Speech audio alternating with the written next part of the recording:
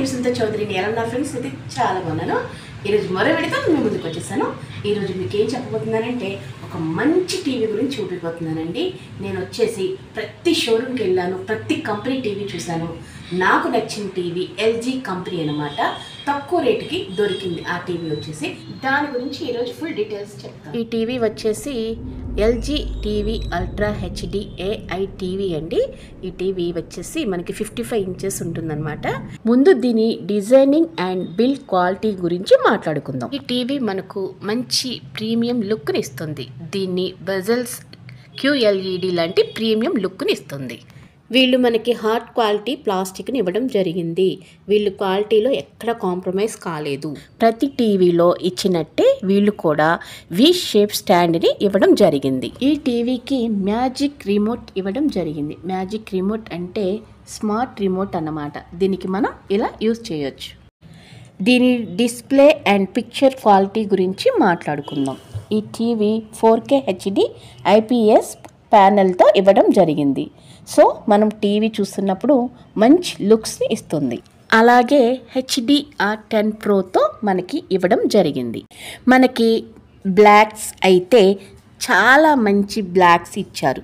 Same మనం OLED టీవీలో చూసే బ్లాక్స్ అయితే ఇందులో ఇవ్వడం జరిగింది.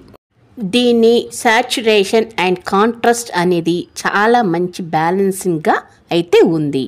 బ్రైట్నెస్ విషయానికి వస్తే మనకి AI బ్రైట్నెస్ అనేది ఇవ్వడం జరిగింది.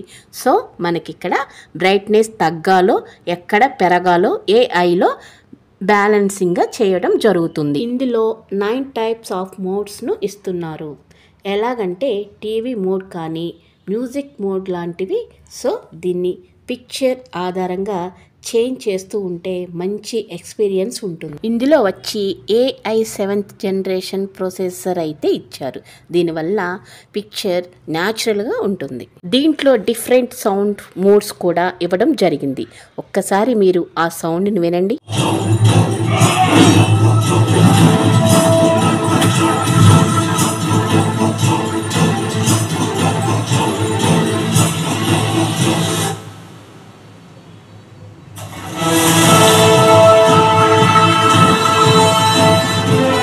విన్నారు కదా, దీంట్లో సౌండ్ అనేది చాలా బాగుంటుంది.